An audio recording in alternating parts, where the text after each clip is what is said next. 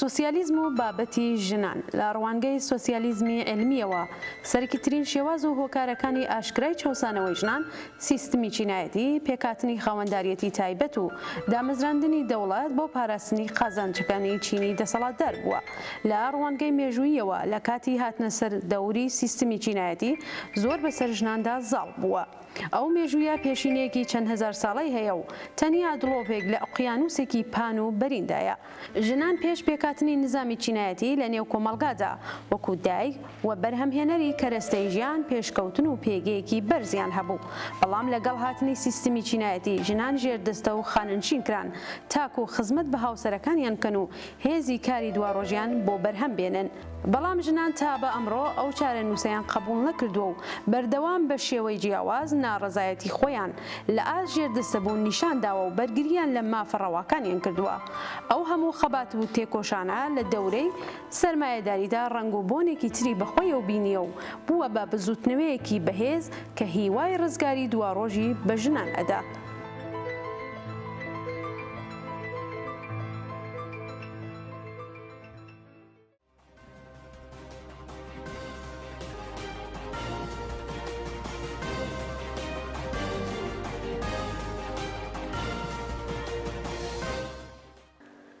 گەشتی سلااوەکانتان پێشکەش بینەرانی خۆشەویستی تەلەڤیزیۆنی کۆمەڵا خۆشحاڵین جارێکی تر بە بەرنامەی ئاسۆی بەرابەری دەبینە میوانی ماڵەکانتان. ئازیزان بۆ بەرنامەی ئەم هەفتە بابەتێکمان هەڵبژاردووە لەژێر ناوی سۆسیالیزم و بابەتی ژنان. بۆم بابەتیچە داوامان کردووە لە هاوڕێ فریدونی نازری ئەندامی کومیتەی ناوەندی کۆمەڵا کە لە ئستودیۆ حاضر بێت و وەڵامی چەند پرسیارێکمان بداتەوە. ئێوەش تا کۆتایی لەگەڵمان بن. هاوڕێ فریدون زۆر بەخێر بۆم بەرنامە و سپاس بۆ ئامادەبوونت. زۆر سپاس. هاوڕێ فریدونەوە دەزانن کە پێگەی ژێردەستەبوونی ژنان بەرهەمی سەرمایەداری نییە، بەڵام بۆچی نظامی سەرمایەداری دەبێتە هۆی بەقاومانەوەی ئەو ستەمە لەسەر ژنان؟ دلیل و هۆیەوە زۆرە یا چەندانەیەکە، من تەنها ئیشارەکەم بە دوودانەی. یەکێکی سیستم سەرمایەداری گەرەکی ئەم سیستەمە ببێنێتەوە. ئەم رابطەی کاریگەر و کارفەرما خۆی کە متێع بێت، کاریگەر قانع بێ، دەوڵەتێکی هەست دەوڵەتەکە بە مقدس بدانێ، بە دەوڵەتی هەموو کەس بدانێ، بە دەوڵەتی تەبەقاتی نەدانێ و ئیمکانی ئیستثمار و چەسانەوەی کرێکار هەمیشە بەردەوام بێ. بۆ ئەوە کرێکاران لە هەر لە ڕۆژی ئەوەڵەوە کە سەرمایەداری لە کشوەرگەلتر وەکو ئینگلیس وەکو بریتانیا بڵێن یا ئینگلیس یا وەکو هۆلەند ومانەدا ئامەردێ یەواشواش کرێکارانی شتێنەمەیان بە تایبەت لە ئینقلابی کەبیری فەڕەنسا. لە ئینقلابی کەبیری فەڕەنسا ئیتر سۆسیالیزمەوێ بە مەسئلەیەکی مهم، مبارزەی تەبەقاتی ئەهەمیەتێکی زۆر پەیاکە و سەرمایەدار گەرەکی ئەم سیستەمە حفزکە ئەبێ ئەم مبارزە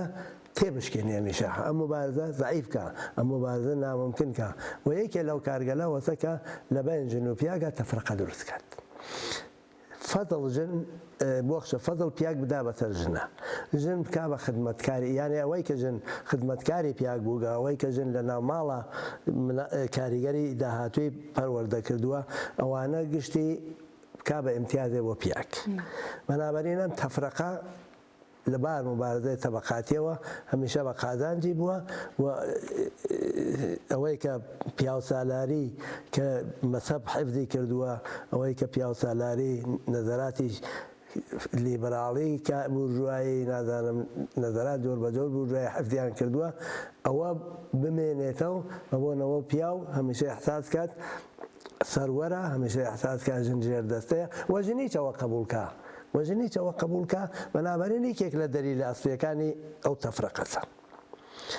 دوومەکەی ئەوەسە کە ئەبێ هەر تا ئەتوانێت سوود بووە، هەر تا ئەتوانێت قازانج بەرێ و بۆ ئەوە دەستمزدی هەمیشە کەمتری داوە بەژن. ژن بە تایبەت لە وەختێکەوە ماشین تەک مناڵە بەبوون لەوە دەست و ئەوانیان نەرمترا بەدەنیان نەرمترە تان بڕۆنە ماشینەکان تەمیتیکە نەبێ چونکە نەساجی ئەساسەن ئەوڵین بەرهەمەکان سەرمایەداریە بۆ دنیا سادریەکە دەستی ژن بۆی دەریفترە بە لێشا و ژن تێرێتە مەدان بەڵام حەقدەتی کەمیان پێ بە تایبەت لەوە جەنگەکانە لەوە جەنگەکانە پیا ئەوەن بۆ مەدانی شەر ئەڵبەتەی تر واشار ژنیش خەریکن بۆ لێشاوە بن بەڵام ئەو دەوەرەگەلێک کە فقط پیاویانە بن ژنەکان دەبوون بێنە کارخانەکان ڕۆنە مادەنەکان کاری خەدەماتی بکەن لە کەنار ئەو کارە لە ناو ماڵایەکەن بۆ پوخت و پەز و بۆ شوردن و بۆ ڕەحەتکردن پیاگ و بۆ پەروەردەکردن کرێکاری داهاتوو کە منداڵان بێت ئەمانە لە کەنار ئەمانە کارکەن و دەستمۆزی کەم ببەرن ئێوەی مەسەن دقەتێ بکەن زیاتر لە 2 ملیارد نیروی کارەت لە دنیا الان جەمعیەتی دنیا خەریکە بەرەو 8 ملیۆنەچی 2 ملیۆنی بەڕەسمی ببەخشن 2 ملیاردی بەڕەسمی نیروی کارن دەی لەم 2 ملیاردە ئەگەر حەساوکەین تەنها مەسەڵەن حەساوکەین زیاتر پیا و کاریگەر بێ نەژن چون بەڕەسمی بەداخەوە زۆرێک کرێکاری ژن بەڕەسمی کار ناکەن و لە بازاڕی بەئیسلاقی ڕەسمیە کارەکەن ئەوەی تر دەستمزدی یەکجار کەمیان پیان وەلی هەر لەوەیش کە بازاڕی ڕەسمیە لە باشترین حاڵەتیا کە مەسەڵەن ئەیالاتی ئەمریکا بێ بەسڵ ئەمریکا بێت ئەیالاتی متحدە بێ 21% دەستمزد کەمترە تێنن دێ ئەوەی کە لە بازاڕی ڕەسمیە ئاواسە لە بازاڕی غێر ڕەسمیە وحشت ناکە یانێ مەسەڵەن تۆ الان لە ئێرانە هەر دەستمزدێکیان دیاری کردووە بۆ کرێکار بە پێ قانونی کارە ببیدەن یا ئەمانە ژنێکە هیچ هینی قەراردادێکی نییە ڕێتە ماڵان کارەکە هیچ معلوم نییە قانون چییە هیچ نییە دەستمزدی کەم لەم 2 ملیاردە گەر 600 ملیاردی ژن بن 600 ملیۆنی مەسەڵەن ژن بن ڕۆژانە بدە ئەگەر $10 کەمتر بدەن بەم ژنانە $20 کەمتر بدەن بەم ژنانە چ پۆڵێکی کەڵانە مێنێتەوە بۆ سەرمایەداری بەنابەرین ئەوەی کە سەرمایەدار احتیاجێت ژن هەمچنان ژێردەستە بێ سەرڕایەوەی بە جوانێژێت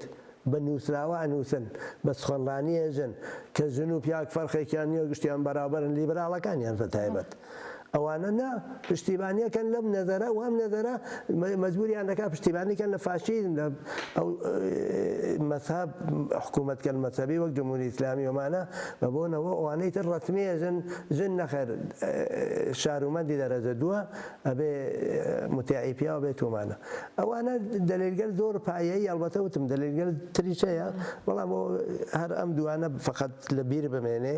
ئەمە دەلیل ئاسریەکانی بەڵێ هاوڕێ فەریدون سەرمایەداران و دەوڵەتەکان چه ئامرازێک بەدەستیانەوەیە کە گەرەکیانە ژنان وەکو پلە دوو و هەر وەکو کاڵایەک بمێنێتەوە ئامرازانە چین کە ئەگەر بڕین لەسەر سەرمایەداری عادی نەوەک جمهوری ئیسلامی تینەوە سەر جمهوری ئیسلامی وەک سەرمایەدارێکی عادی هەمیشە هەم لە ئیدۆلۆژیە استفادەکەن هەم لە ئەبزاری سەرکوت ئیدۆلۆژیەکانیان عیبارەتە لە مەذهب لە مەذهبە ژنان هەمچنان ژێردەستن ژنان ئەسڵ خوددا لە ناو تۆ مەذهبەکانە پیاوە ژنان ئەسڵ ڕەسمەن نووسراوە کە ئەو داستانی هین و حەوایان دروست کرد ئادەم و حەوا کە لە واقع ژن لە پراسوی چەپی ئادەم ئافرینشەکە وایە لە پراسوی چەپی ئەو دەرتێ و ئەوە بێتە بەعیس بەڵا بۆ بەشەر گوناعی ئەوەڵیە هەر ژن بووگە بەنابەرین ژن هەمیشە ئەبێ متیع بێت ئەبێ ژێردەستە بێت و ئەمانە وەلێ ژنان هیچ وەخت تەسلیمەمە نابن مبارزە لە دەورەگەل پێشووە بشکل ئەلەنیاوە لە دەورەی سەرمایەداریە هەستکە ئەلەنیاوە سازمان یافتە بۆ ڕزگاری ژن بۆ ڕزگاری ئینسان تێتە مەیدان ئەو دەورە پێشووگەلە فرەتر مقاومەتیان کردووە ئەم مقاومەتگەلیجە هەمیشە مەسەبوتی یە حرامە لیبرالیزم دیگە ضروری نییە جامعە ئەچێنن بەنابەرین هەم لە ئەوەی استفادە کردگە هەم ئەگەریش هاتوێتنە بەیان ئەو دارە ئەرتەشی هاوەرگا، پۆلیسی هاوەرگا، دادگای هاوەرگا، زیندانی هاوەرگا کارێکی کردگا کە ئەگەر ئەوانیشە تازە کاریان نەکەریان بخات پیاوەکە و ژنەکەی بخات ناو لیستی ڕەش و کاریان پێ نەدەن و برسێتی بە ئیسڵاح بە برسێتی کارێ بکەنین بکەن ئەبزارەکانیان هەم ئیدۆلۆژیکە هەم سەرکوتە. بەڵێ هاوڕێ فەریدون بۆچی ئەو کۆمونیستانەی کە سۆسیالیزمی علمی پەیڕەو دەکەن ئەوەندە لە بواری ژناندا فعالن و هەوڵ دەدەن کە مافی ژنان باسکەن و هەوڵێک بدەن بۆ باشتربوونی چارەنووسی ژنان؟ سۆسیالیزم ئارمانی ئەسڵی سۆسیالیستەکان وە کۆمونیستەکانە. سۆسیالیزم متحقق نابێت مەگەر ژنان وسعەت بێنە مەیدانی مبارزەوە بۆنەوە نیمەی جەمعیەتن. بێژگەلەوە نەقشێکی زۆر کلیاڵیان هەیە تا ڕۆژێکە مناڵ لە ئازمایشگا بە دنیانێت کەڵبەتەی سەر لەبار فەنیەوە ئیمکان پەذیرە بەڵام پوڵی بۆ خەر ناکەن تا وەختێکە ژن خۆی ئەبێ ئینسان تەولیدکە ژن هەم تەولید کنەندە ئینسانە هەم تەولید کنەندەی مەعیشەتە. ئەمانە ئەوێتە بەعیسەوەی کە تۆ گەرەکە بێت لە تەبەقەیەکە کە بورژوازیە دەوڵەتەکەی ئەو دەوڵەتە پێچی دە و عەزیمە کە دروستی کردووە ئەو ئەرتەشکەلە کە دروستی کردووە ئەو دەمو دەستگای جاسوسیە کە دروستی کردگە تۆ ئەبێ ئەمە بڕۆخنی و ئەمە بۆ ناڕۆخێ فقط بە پیاو ئەبێ ژنانیش لەمەیان مبارزا بن و ئەوە هێنیش کراوە تەجروبە نیشانیداوە فقط تێوری نییە مارکس و ئێنگلسوان لە تێوریە دەریان هێنا لە تێوریە دەریان هێنا کە ژن بە بۆن ئەوە ئەم جایگایە هەتە جامعە ئەبێ بۆ سۆسیالیزم شان بەشانی پیاوان لە مەیدانی مبارزا بن. وەڵام انقلابی کەبیری ئۆکتۆبر نیشانیدا بەبێ ئەوانە سەر ناکرێ. بەنابەرین ئەوەی کە کۆمونیستەکان و سۆسیالیستەکانەش بۆ مافی ژنان نەخۆشن ئەم دەری لە پایەیت بەڵام تەنها ئەوە نییە. ئێمە ئەدانین هەمیشە دایم انقلاب ناکرێ هەمیشە دایم تۆ ناتوانین سیستم بگۆڕی حکوومەتەکان بگۆڕی بەڵام ئەکرێر ئیسڵاحات بکەی ڕێفۆرم بکەی و ئەو ڕفۆرمیچە بۆ حقوقی ژنان هەمیشە ئیمکان پەذیرە حقی تەلاقی نی حقی تەلاقی بەدەست بێرێ ئەگەر دەستمۆزی بەرابەر بۆ کاری بەرابەر وەرناگرێ هەوڵ بدەینەوە بکەین ئەوەی کە لە ناو ماڵا کارەکات بە حەساو نایە کارێ بکەین دەستمۆز وەربگرێ وەک کەرامەتی ئینسانیەکەی بپارێزرێ بدانین بەرابەرە هیچ دەلیلێ نییە کە تۆ وەک پیاک مسلەت بێ بە ملئینا بە ملنا ئەبێ مبارزە بکەیت مەسەبا بۆ ئەوە ئەبێ مبارزە بکەیت تەکلی بەلاڵینما بۆەوە ئەبێ مبارزەکەی بەتایبەتێک مەسەبوتەک فاشیزما بۆ ئەوە ئەوانە ضرورەتگەلێکن کە سوسیالیستەکان و کۆمونیستەکان وادارەکە هەم لە مەیدان ڕفۆرمما بۆ حقوقی ژنان هەم لە مەیدانی زۆر پایەیترا بۆ حقوقی ژنان فعال بن و لە مەیدانی ڕفۆرمی تا جۆرێ مبارزە بکەن کە هەموو شتێ مەحدود بە ڕفۆرم نەبێتەوە. ڕفۆرم ڕێگە خۆشکا بۆ انقلاب سۆسیالیستی ئەگەر نە ڕفۆرمیزم ئەوێتە بەعیسەوە کە سیستەمی بەئیسڵاح بەردەدارانەی سەرمایەداری و سیستمێکە نابەرابەری ژن و پیاک لە نەهادیا هەیە هەر بمێنێتەوە. من بۆنەوە سۆسیالیستەکان مدام ئەم مبارزەیانە کردووە بەڵام تەنها سۆسیالیستەکانی فەمینیستەکانیش لەو مەیدانە فعالن منتەها فەرقمان تەکەوانە ئەوەتە کە ئێمە ئێژین مبارزەی تەبەقاتی مبارزەی ئەسڵیە بۆ ڕۆخانی سیستم سەرمایەداری کە ژن و پیاگەیەکەوەکەن ئەوان مێژگە لە فەمینیزمی سۆسیالیستی و فەمینیزمی مارکسیستی باقییان ئەعتقادیان نییە سیستمەکە بێ بڕۆخێ سیستمەکەیان قبوڵە فقط دەبێت ئیسڵاحاتی تیا بکەن ئەوە تا ڕفۆرمیزم لێ ناتێتە مەیدان. بەنابەرین ئێمە هەمیشە لە پاڵ فەمینیستەکانە ئەم مبارزەمانە بەرگەبەرەوە منتەها ئەوە پایەی ئەوە ڕیشەیی ئەوە هێنش ئەبێتیش لە دەورەگەلێکا کە سۆسیالیزم هێشتا وا نەبوو کە فەمینیستەکانی بێژن ئێمە سۆسیالیستین فەمینیستەکانی بێژن ئێمە مارکسیستین ئەو دەورەکە نەبووە ئەسڵ ئیمکانی هاوکاری لە بینی سۆسیالیستەکان و فەمینیستەکانە نەبوو. کلارا زێتکین وەک بنیامێکی گەورەیە ئەو مەیدانە هەمیشە وتوویە یا حتا کولونتای کە هاوکاری نەکەن چۆن ئەوانە تەفەکوراتی بورژوازی هێنا ژنانی بورژواز و ژنانی بورژوا وەک تەبەقە دوشمەنی ژنانی مثلا ئەمما ئیزە چونکە فەمینیستە سۆسیالیستەکان هاتن لەمەدان سۆسیالیستە مارکسیستەکان هاتن لەمەدان و نەزەراتی باشیان هێناوەتە خۆیانە ئێمە تەک ئەوان ئیمکانی تەلافان بۆ مبارزە هەیە. بەڵای هاوڕێ فەریدون باسی فەمینیستەکانت کرد. فەمینیستە سۆسیالیستەکان باوەڕیان لەسەرەوەسە کە کۆمۆنیستەکان خەباتی چینایەتی واتە چینی کرێکاریان لە ئەولەویەتی خەبات بۆ دەستەبەرکردنی مافی ژنانە. ڕای ئێوە لەسەر و بابەتە چییە؟ ئەولەویەتی هەر هەیە ئاخر ئەساساً مبارزەی تەبەقاتی بە تەبەقا کریێ بە تەبەقە لە بەرابەر تەبەقا چین لە بەرابەر چینە و ئێمە وەختی قسەی چینەکەین قسەی ژن و پیاگی کاریگەرەکەین ژن و پیاگی کاریگەر ئەمما ئەوان یەک واقعیەتە لە قسەکانیانە ئەوەوەتە بەکردەوە بەتایبەت دوای تێکشکانی انقلابی سۆسیالیستی ئۆکتۆبر بەکردەوە فرەتر پیاو لە مەیدانە مەترەحا بۆ کۆمۆنیستەکان فرەتر مەسایلی ژنان ئەو ئەهەمیەتە کە هەچیە بێ بەرابەر بی وایتە بەرەو ئەمەڵی نابێ و لەو مەدانات حقی کەس بەوان منتها ئەبێ ئێمە ئەوان تەسیح کردبێت ئایسە و یا تەسیحی بکەین کە ژن و پیاک بە یەکەوە بێ بە ئەنازەی یەک ئەهەمیەتی پێ بدەین چونکە ئەمە قسەیکە کە ئینگلیس تکراری کردێتەوە یەکێ لە سۆسیالیستە فەڕەنسیەکان وتەیە کە میزان ئازادی لە جامعە بە میزان ئازادی ژن ئەتانی پێوانەیە بکەیت کە ئەوە واقعیەتێکت لە هەر شوێنێک بە هەر ئەنازە ژن ئەو ئازادیە کەمتر بێ پیاویش بەردەیە پیاویش کەمتر ئازادی هەیە جامعە کەمتر ئازادی هەیە حقوقی مناڵان کەمترە پارێزگێ حقوقی حیوانات کەمترە پارێزگێ ژینگە کەمترە پارێزگێ بەنابەرین ئەو حەقە بدەین بە ئێتلاف فەمینیستە سۆسیالیستەکان کە وا بووە ماوەیەک وا بووە لە داهەی هەفتا بەرەو لاوای لێتێ بۆ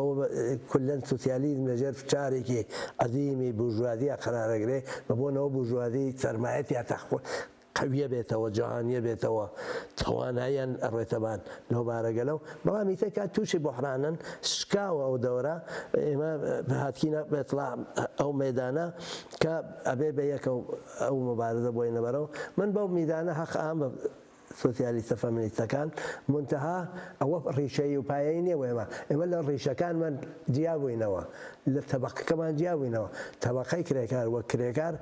مبارزەی بۆ ڕزگاری ژنان بە بەشێک لە مبارزە بۆ ڕزگاری خۆیدانێ و بۆ تاحقوقی سۆسیالیزم ئەوە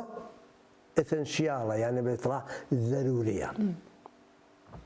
بەڵێ هاوڕێ فەریدون باسی دەور و نەخشی کۆنەپەرستانەی مەزهەب و ئیسلامی سیاسی و کۆماری ئیسلامیتان کرد لە چەساندنەوەی ژنانە بزوتنەوەی ژنان بەم هەموو زوڵم و زۆرەوە کە بەسەر یازاڵ بۆ لە ئێرانە بەتایبەت تا چە ڕادێک بەرەو پێش چووە و ئێوە چه پێشنیارێکزانەوەی هەیە بۆ بزوتنەوەی ژنان؟ ژنان هەر لە ڕۆژ ئەوڵەوە لە بەرابەر حکوومەتی جمهوری ئیسلامی ئاوێسن ئێوە هەموو شاید بینەران ئاگادارن کە خومینی لە ئسفەندی 1357 کاکا بە 8 مارس ڕۆژی جیهانی ژن وتی لەمەولا ژن هیچ ژنێک حەقی نییە بڕێتە ئێدارات و وەزارەتخانەکان و ئەو شوێنگەلا بەدەست دەوڵەتەوە مەگەر ئەمە حجاب ئیسلامی بێت.